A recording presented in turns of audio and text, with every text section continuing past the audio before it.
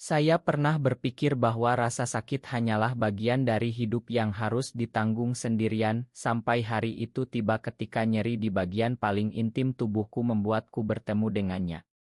Bagaimana mungkin seorang pria seperti saya, yang selalu menyembunyikan rahasia hatinya, tiba-tiba dihadapkan pada seseorang yang bersikeras menyembuhkan saya, meski itu berarti membuka luka lama yang tak pernah kuceritakan.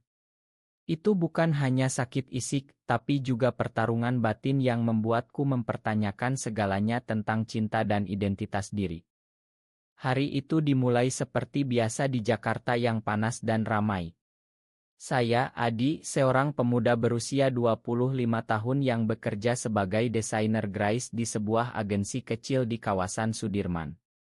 Hidupku biasa saja, penuh rutinitas, bangun pagi, minum kopi hitam, lalu terjebak macet menuju kantor.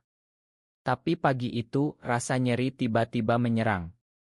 Itu dimulai sebagai sensasi aneh di area selangkangan, mungkin karena terlalu lama duduk di depan komputer semalam. Saya mengabaikannya dulu, tapi saat naik ojek online, nyerinya semakin parah. Apa ini, gumamku dalam hati, mencoba menahan agar tidak terlihat oleh pengemudi. Sesampainya di kantor, saya langsung menuju toilet. Di sana, saya memeriksa diri sendiri dengan cermat. Ternyata ada pembengkakan kecil, mungkin ineksi atau apa, saya bukan dokter. Panik mulai merayap.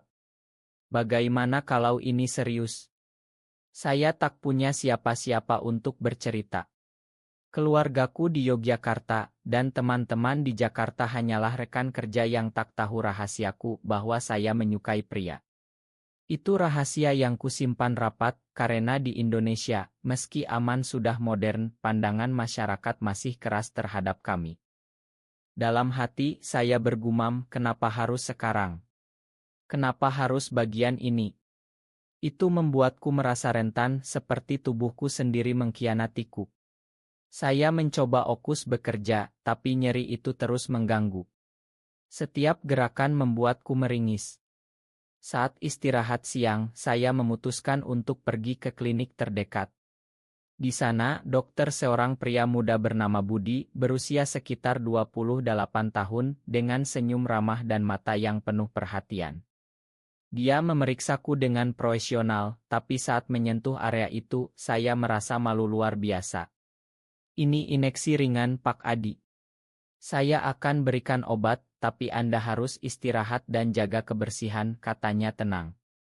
Tapi Budi tak berhenti di situ. Dia bertanya lebih dalam, apa Anda sering merasa stres? Kadang sakit seperti ini muncul karena tekanan batin. Saya terkejut.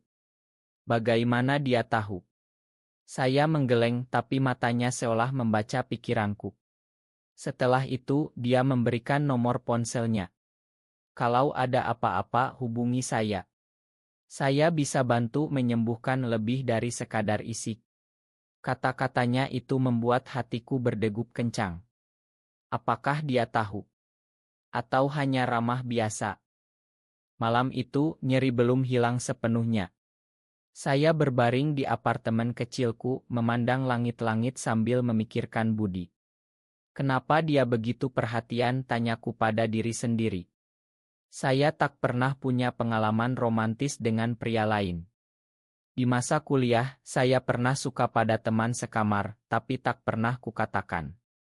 Rasa takut ditolak, atau lebih buruk, dihakimi, membuatku menyendiri. Kini, dengan sakit ini, saya merasa semakin kesepian. Mungkin ini pertanda, gumamku. Pertanda bahwa saya harus berubah. Keesokan harinya, nyeri masih ada. Saya memutuskan menghubungi Budi. Dok, sakitnya belum reda. Apa saya harus kembali, balasku ia pesan. Tak lama, dia menelepon. Suaranya hangat, Adi, datang saja ke klinik sore ini. Saya akan periksa lagi. Jangan khawatir, saya akan urus. Kata urus itu membuatku gelisah. Apakah ini hanya tugas dokter, atau ada yang lain? Saat bertemu lagi, Budi lebih santai. Dia tak hanya memeriksa, tapi juga mengobrol panjang. Hidup di Jakarta keras ya. Saya juga dari desa, pindah ke sini untuk kuliah kedokteran. Ceritanya membuatku nyaman. Perlahan saya mulai membuka diri. Saya sering merasa sendirian, Dok. Dia tersenyum, panggil saja Budi. Dan saya paham. Saya juga pernah merasakan itu. Matanya menatapku dalam, seolah memahami rahasiaku. Setelah itu, dia bersikeras mengantarku pulang. Di mobilnya, kami mengobrol tentang musik dangdut dan makanan khas Indonesia. Kamu suka sate ayam? Besok saya ajak makan, katanya. Hatiku berbunga. Apakah ini awal dari sesuatu? Tapi di saat yang sama, ketakutan muncul. Bagaimana kalau dia tahu saya gay? Apakah dia akan mundur? Nyeri isik mulai reda berkat obatnya, tapi nyeri batin semakin dalam. Saya mulai memikirkan Budi setiap saat. Dia baik sekali. Tapi kenapa dia memaksa menyembuhkan saya? Dalam hati, saya bertanya-tanya apakah ini cinta atau hanya ilusi. Malam itu, saya menulis di jurnal rahasiaku, Budi, apakah kamu tahu betapa sakitnya menyembunyikan perasaan ini? Atau kamu juga merasakan hal yang sama? Pertemuan kami semakin sering. Budi mengajakku jalan-jalan ke Monas, makan di warung pinggir jalan. Setiap kali dia bertanya tentang kesehatanku, tapi juga tentang hatiku. Adi, kamu tampak sedih. Cerita dong. Saya ragu, tapi akhirnya menceritakan masa kecilku di Yogyakarta, bagaimana ayahku keras dan mengharapkan saya jadi pria sejati. Saya tak pernah bisa jadi seperti yang dia mau, kataku pelan. Budi mendengarkan dengan sabar, tangannya menyentuh bahuku. Kamu sudah hebat apa adanya. Sentuhan itu membuatku gemetar. Apakah ini pertanda? Tapi saya tak berani bertanya. Konflik dalam diriku semakin besar, antara ingin dekat dengannya dan takut kehilangan. Kalau dia tahu apa yang akan terjadi, gumamku sendirian di malam hari. Perlahan persahabatan kami berkembang. Budi tak pernah lelah memeriksa kesehatanku meski saya sudah sembuh. Ini demi pencegahan, katanya sambil tersenyum. Tapi saya tahu ada yang lebih. Suatu hari, di kai kecil di Tamrin, dia berkata, Adi, saya suka menghabiskan waktu denganmu. Kamu beda dari yang lain.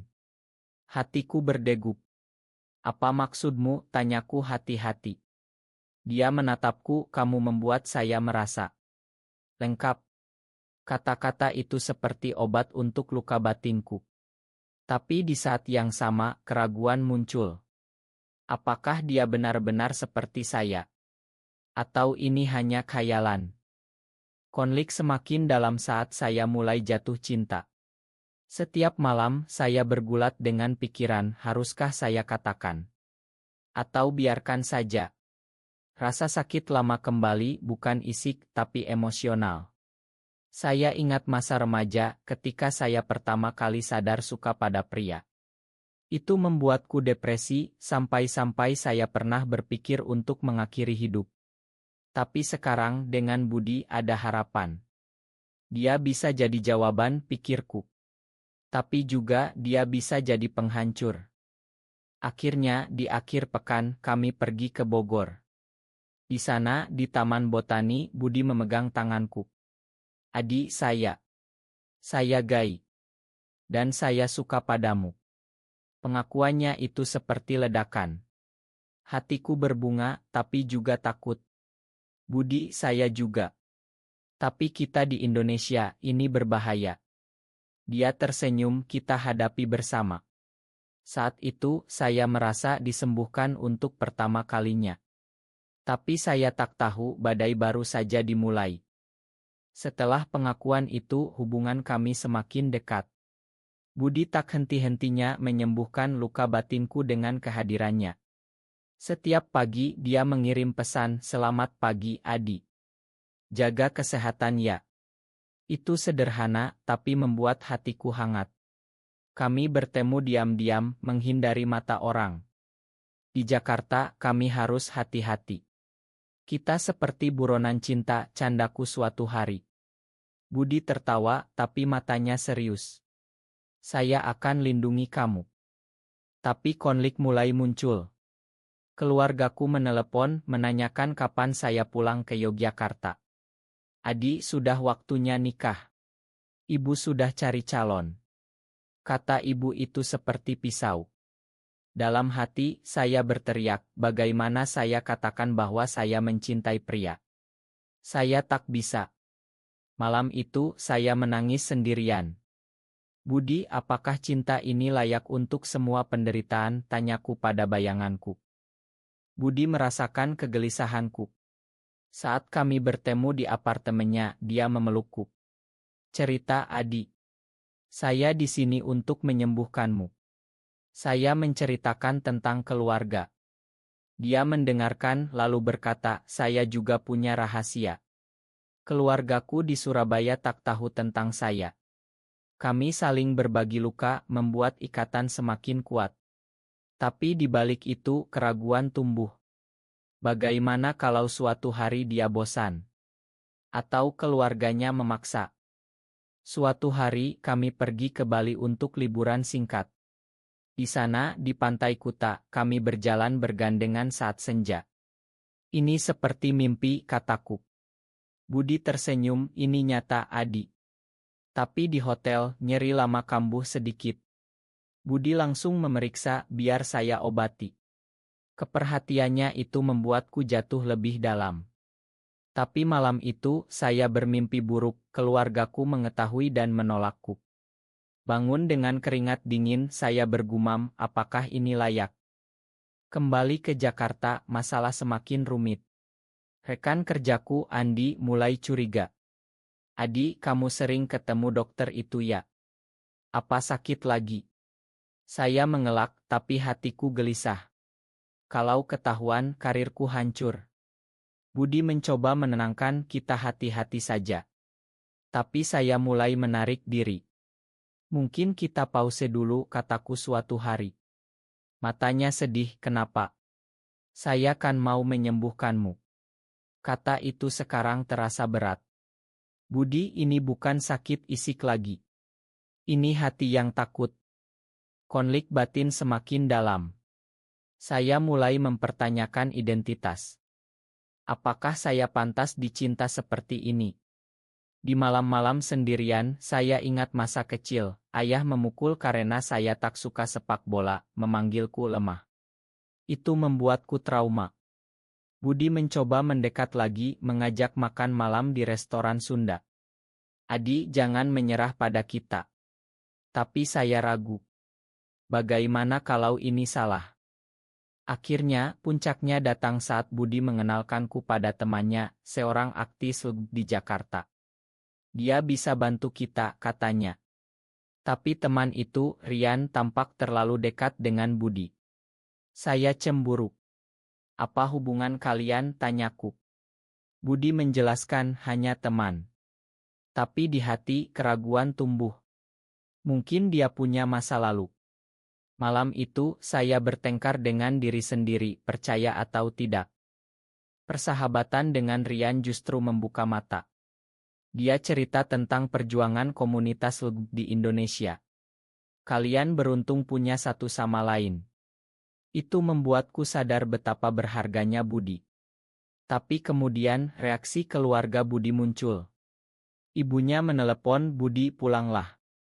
Kami sudah atur perjodohan. Budi panik, Adi, apa yang harus saya lakukan? Saya mendukung, lawan saja. Tapi di hati, saya takut kehilangannya. Konflik semakin gaicin saat Budi memilihku. Saya katakan pada keluarga. Tapi responsnya buruk. Ayahnya marah, memutus hubungan.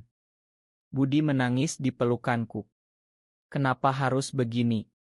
Saat itu, saya merasa bersalah. Ini karena saya. Tapi Budi bilang, tidak, ini karena cinta kita. Emosi semakin dalam, luka semakin terbuka. Saya mulai menyembuhkan dia balik dengan kehadiranku. Tapi bayang-bayang pengkhianatan muncul. Suatu hari, saya melihat Budi bertemu Rian sendirian. Hati saya hancur. Apa dia selingkuh, gumamku. Saya konfrontasi, Budi, apa artinya ini? Dia menjelaskan, Rian bantu saya hadapi keluarga. Tapi keraguan tetap. Percaya atau tidak? Konflik batin ini membuatku depresi. Saya mulai minum obat tidur, mengabaikan pekerjaan. Cinta ini terlalu sakit. Akhir ile ini, saya memutuskan untuk bicara jujur. Budi, saya takut dikhianati. Dia memelukku, saya tak akan pernah. Tapi di hati, saya tahu badai belum berakhir. Emosi semakin kuat, luka semakin dalam. Pengkhianatan itu datang seperti badai di musim hujan Jakarta. Setelah pertengkaran itu, Budi semakin berusaha membuktikan cintanya. Dia datang ke apartemenku setiap malam, membawa makanan favoritku, sate kambing. Adi, percayalah pada saya. Tapi di hati, benih keraguan sudah tumbuh. Bagaimana kalau Rian lebih baik dariku, tanyaku pada cermin. Saya mulai memata-matai ponselnya diam-diam, merasa bersalah tapi tak bisa berhenti. Suatu hari, saya menemukan pesan dari Rian, Budi, kita perlu bicara tentang masa lalu. Hatiku hancur. Masa lalu apa? Saya konfrontasi lagi. Budi mengaku, dulu saya dan Rian pernah dekat, tapi sudah berakhir sebelum ketemu kamu. Pengakuan itu seperti pukulan. Kenapa tak bilang dari awal, jeritku dalam hati. Saya marah, kamu bohongi saya. Budi menangis, Adi. Saya takut kehilanganmu. Tapi luka sudah terbuka lebar. Saya menarik diri, tak jawab panggilannya. Di kantor, saya fokus bekerja tapi pikiran melayang. Cinta ini pengkhianatan. Malam-malam saya bergulat dengan emosi marah, sedih, kecewa. Kenapa dia lakukan ini? Apa saya tak cukup? Saya ingat sakit isik dulu, tapi ini lebih parah. Budi, kamu yang katakan mau menyembuhkan, tapi malah lukai. Konflik semakin dalam saat keluargaku datang ke Jakarta. Ibu dan ayah tiba-tiba muncul, Adi, kami khawatir. Kamu tampak berubah. Saya berusaha sembunyikan, tapi ayah curiga. Ada apa denganmu? Jangan-jangan kamu. Kata-katanya menusuk. Dalam hati saya berteriak, ya ayah. Saya gay. Dan hati saya hancur karena cinta. Tapi saya diam malam itu, saya menangis di kamar, kenapa hidup begini? Budi tak menyerah. Dia datang ke kantor, Adi, beri saya kesempatan jelaskan. Kami bertengkar di KAI. Kamu khianati kepercayaan, kataku. Dia membela, itu masa lalu. Sekarang hanya kamu. Tapi emosi saya meledak. Cukup. Kita selesai. Saya pergi meninggalkannya sendirian. Di rumah, saya hancur. Apakah ini akhir, gumamku? Tapi kerinduan muncul. Saya mulai memikirkan momen indah, jalan di Bali, pelukan di Bogor. Budi, saya masih cinta. Konflik batin semakin sengit, makan atau lupakan. Saya hubungi Rian diam-diam, cerita yang sebenarnya. Rian bilang, Budi benar-benar cinta padamu. Masa lalu kami sudah lama berakhir. Itu membuatku ragu lagi.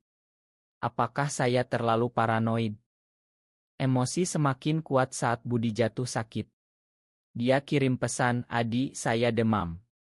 Tapi yang lebih sakit adalah hatiku. Saya panik, datang ke apartemennya. Melihatnya lemah, hatiku luluh. Budi, makan saya. Kami berpelukan, menangis bersama. Saya tak akan khianati lagi, katanya. Saat itu, cinta kembali berkobar, tapi dengan luka yang lebih dalam. Tapi badai belum usai.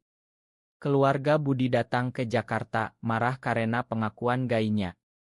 Ayahnya konfrontasi, kamu hancurkan keluarga. Budi bertahan, saya cinta Adi. Nama saya disebut, membuatku takut. Bagaimana kalau mereka datang padaku? Di hati saya bergulat, lari atau hadapi. Konflik mencapai puncak saat ayahku tahu dari gosip. Dia menelepon, "Adi, apa benar kamu dengan pria?" Saya tak bisa bohong lagi. "Ya, ayah." Kemarahannya meledak, "Kamu bukan anakku lagi." Hatiku remuk. Malam itu, saya duduk sendirian di tepi sungai Ciliwung menangis. Kenapa cinta ini begitu menyakitkan? Budi datang memelukku. Kita hadapi bersama. Emosi semakin mendalam, luka semakin terasa. Saya mulai mempertanyakan segalanya, identitas, keluarga, masyarakat. Di Indonesia ini, apakah ada tempat untuk kita? Tapi dengan Budi ada harapan kecil. Kami memutuskan untuk bertahan, meski pengkhianatan masa lalu masih menghantui. Setelah pengakuan pada keluarga, hidup kami seperti neraka. Ayah Budi memutus bantuan finansial, membuatnya kesulitan bayar sewa. "Adi, saya tak mau bebani kamu," katanya. Tapi saya bersikeras bantu. Kita satu tim. Di hati saya bertanya, apakah ini ujian cinta? Emosi semakin kuat, setiap hari penuh air mata dan pelukan. Saya sendiri menghadapi penolakan keluarga. Ibu menelepon menangis, "Adi, pulanglah. Kami bisa ubahmu." Kata ubah itu menyakitkan. "Ibu, ini bukan penyakit." Dalam hati saya berteriak, kenapa tak bisa terima? Konflik batin semakin sengit antara cinta keluarga dan cinta Budi. Suatu hari, rekan kerja tahu. Andi menebar gosip, "Adi gaya. Saya dipecat." "Ini diskriminasi," jeritku. "Tapi di Indonesia, siapa peduli?" Saya depresi, tak keluar rumah berhari-hari. Budi datang, "Saya akan sembuhkanmu." Dia masak untukku, cerita lelucon. Tapi di hati, saya hancur. Budi, apa gunanya bertahan? Pengkhianatan baru muncul saat Rian hubungi saya. Budi bohong. Dia masih hubungi mantan lain. Bukti pesan dikirim. Hatiku remuk lagi. Kenapa lagi? Saya konfrontasi Budi. "Ini bohong," katanya. Tapi bukti nyata. Kami bertengkar hebat. "Kamu khianati saya 2 kali." Saya pergi, tinggal di hotel murah. Malam itu, saya pikir bunuh diri. Cinta ini racun. Tapi Budi cari saya. "Adi, itu jebakan Rian. Dia cemburu." Ternyata Rian ingin Budi kembali. Pengkhianatan dari teman. Saya makan Budi, tapi luka semakin dalam. Kita harus lebih kuat. Emosi meledak, kami berjanji tak ada rahasia lagi. Konflik dengan masyarakat semakin gaicing. Kami ikut demo di Jakarta, tapi polisi bubarkan. Budi terluka, kepala berdarah. Di rumah sakit, saya menangis. Kenapa begini? Dia tersenyum lemah, "Demi kita." Saat itu, cinta kami semakin dalam, meski penuh darah dan air mata. Saya mulai mencari pekerjaan baru, tapi sulit. "Siapa mau pekerjakan gai?" gumamku. Budi dukung, kita buka klinik kecil bersama. Ide itu beri harapan. Tapi keluarga saya datang, "Ayah marah. Pulang atau mati." Ancaman itu buat saya gemetar. Dalam hati, pilih keluarga atau cinta. Akhirnya, saya pilih Budi. Kami pindah ke Bali, mulai hidup baru. Di sana, lebih bebas. Tapi kerinduan keluarga menyiksa. Apakah ini benar? Emosi semakin mendalam, setiap malam penuh mimpi buruk. Budi sembuhkan dengan cintanya, tapi luka tak pernah hilang sepenuhnya. Di Bali, hidup kami seperti surga yang rapuh. Kami buka klinik kecil di Ubud, Budi sebagai dokter, saya urus administrasi. Pasien datang banyak dari komunitas LB. "Kalian inspirasi," kata salah satu. Tapi di hati, saya masih bergulat. Apakah pengkhianatan masa lalu hilang? Setiap malam, saya tanya Budi, "Kamu yakin hanya saya?" Dia jawab dengan pelukan. Emosi semakin kuat saat ibu saya datang diam-diam, "Adi, ibu rindu." Kami menangis. Ibu terima, tanyaku. Dia ragu, coba ibu pahami. Itu langkah kecil, tapi beri harapan. Tapi ayah masih tolak. Dia tak akan pernah makan. Konflik batin menyiksa antara rekonsiliasi dan penolakan. Suatu hari Budi dapat tawaran kerja di Singapura. Ini kesempatan, adik. Tapi itu berarti pisah. Jangan pergi, jeritku. Dia ragu demi masa depan kita. Konflik meledak, kami bertengkar. Kamu khianati lagi. Hatiku hancur. Malam itu saya sendirian di pantai, air mata bercampur ombak. Cinta ini ujian abadi. Budi putuskan tolak tawaran. Kamu lebih penting. Emosi meledak, kami berbaikan dengan air mata. Tapi kemudian Rian muncul lagi, minta maaf. Saya salah. Kami makan, tapi luka tetap. Pengampunan tak hapus sakit. Konflik puncak saat gempa kecil guncang Bali. Klinik rusak, kami kehilangan segalanya. Kenapa Tuhan, jeritku. Budi terluka, saya rawat dia. Di saat itu, cinta kami diuji. Saya sembuhkan kamu, sekarang giliranmu, katanya lemah. Emosi membuncah, saya sadar betapa dalam ikatan kami. Kami bangun lagi dengan bantuan komunitas. Ini perjuangan, gumamku. Emosi semakin dalam, penuh harapan dan keputusasaan. Akhirnya, setelah semua badai, kami menemukan kedamaian. Keluarga saya perlahan terima, ayah datang ke Bali. Makan ayah, adik. Air mata mengalir. Budi dan saya menikah secara simbolis di pantai, dikelilingi teman. Ini kemenangan cinta, katanya. Emosi mencapai puncak, penuh kebahagiaan dan refleksi. Tapi luka masa lalu tetap mengingatkan kami untuk kuat. Kita sudah sembuhkan satu sama lain, gumamku. Di Indonesia, perjuangan terus, tapi dengan cinta, kami bertahan. Kini, klinik kami jadi tempat aman bagi banyak orang. Cinta tak kenal batas, itulah pelajaran kami. Hidup berlanjut, penuh harapan.